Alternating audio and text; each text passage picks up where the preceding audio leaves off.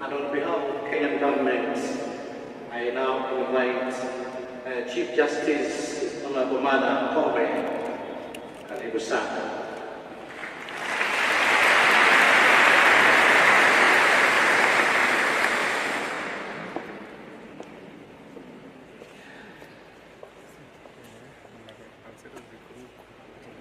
Thank you very much, Bishop Abumoy. It is an honor for me, a very great honor to be given this opportunity to convey our condolences on behalf of the judiciary and the government of Kenya, as we understand our president is out of the country on official duties.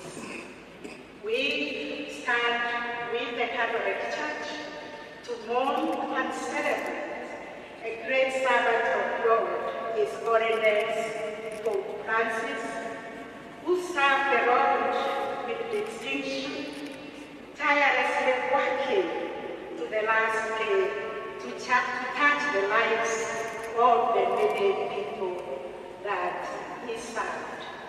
We particularly celebrate him here in Kenya for the holy visit he made in this country and touched many people.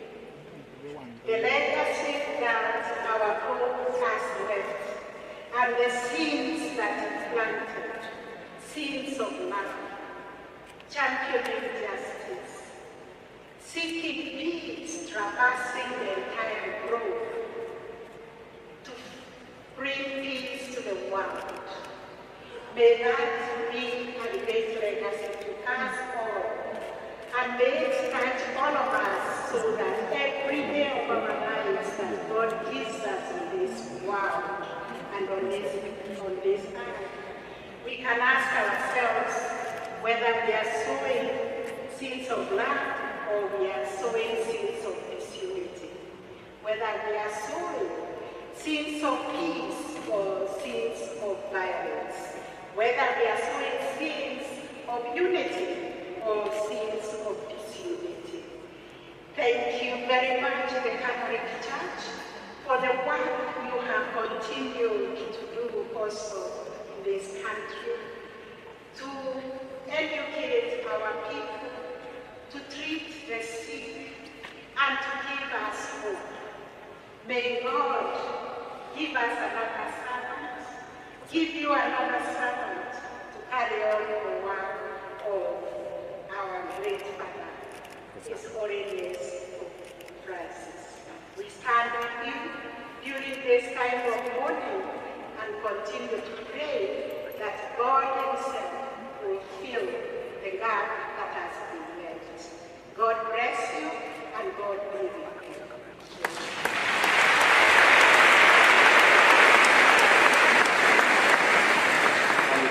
Thank you, Madam Kobe. May justice prevail our country through your instrumentality. And now I would like to invite His Excellency Uhuru Kenyatta to convey his message.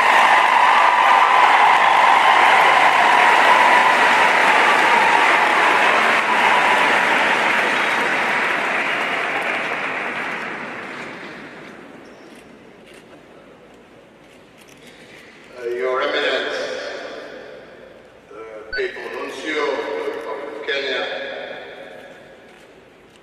Your Eminence, Cardinal Njue, Your Graces, my Lord Bishops,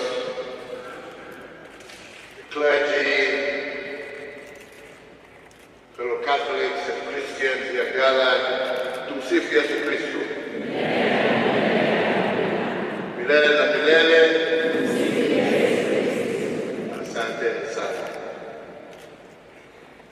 We gather here today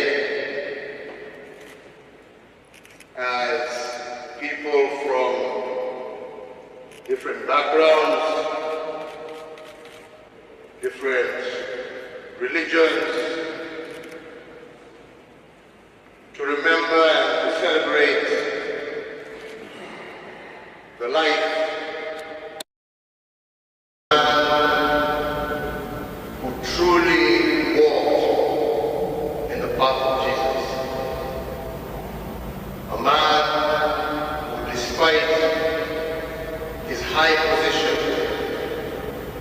did not walk in and amongst the high and mighty in the world, but rather, like Jesus, chose to walk amongst the poor and those most in need. A true lesson, a true example of what we all call servant leadership. He chose to serve, not to be served. He chose to deliver, to save, not to be saved.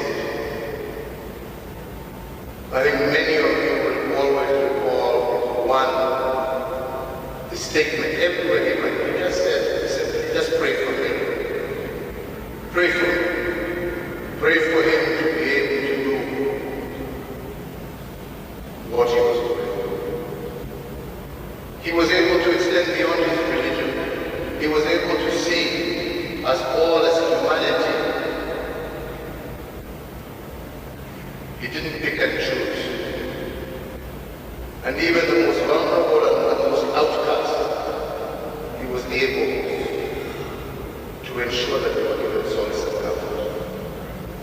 Truly a man who walked in a path of giving dignity to human life, regardless of whichever condition one found himself. I had the pleasure and honor to meet him twice, and the memories of those meetings remain very dear and close to me. And I can stand as somebody who can testify to his level of humility and concern. Without mentioning any names, I remember when he was here in Nairobi, those in the diplomatic service will know that usually when there is a head of state, which he was one, head of government, there would be a one-on-one session that you would exchange tete-a-tete before you get into main meetings, and so on and so on. So we were sitting in my office with His Holiness and just talking about things that we needed to talk about. This was an office where I met very many different people, from Obama to leaders from all over the world. And when we finished somebody had really requested that they would like a moment with His Holiness. I didn't know how to put this. Anyway, I decided I was going to put the message across. He said, "Oh, no problem." So I invited the person over to my office before we moved out, sat, went back to the seat, silence in the room, nobody's talking, and His Holiness looked at me and told me, "I thought you said you wanted to talk to me." So for the first time as President, another head of state threw me out of my own office. Quite incredible. But the most important thing was not even that. The most important thing to me was that here was a man, a leader of 1 billion plus people across the world. But this person who he chose to engage with, he followed up with them, even after he left there, communicating with the person, engaging with the person. What greater show of humility can you ask for than that? That he can lead 1,000, 1 million, billion people, but he still remembers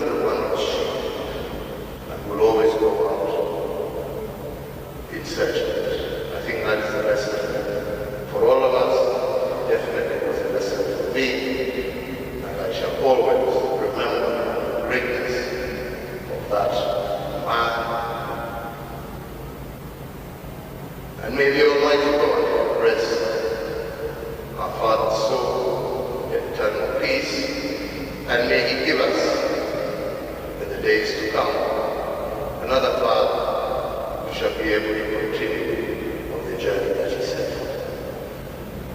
Asanteni sana, Mungu awabariki, Mungu awalinde. Sina mengi, ni hayo tu.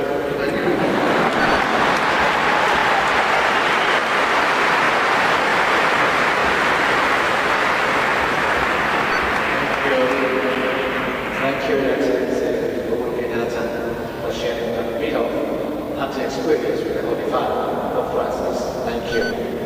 Now, I would like humbly to invite and welcome His Grace, Philip Anyolo, to take us through the last part of the program.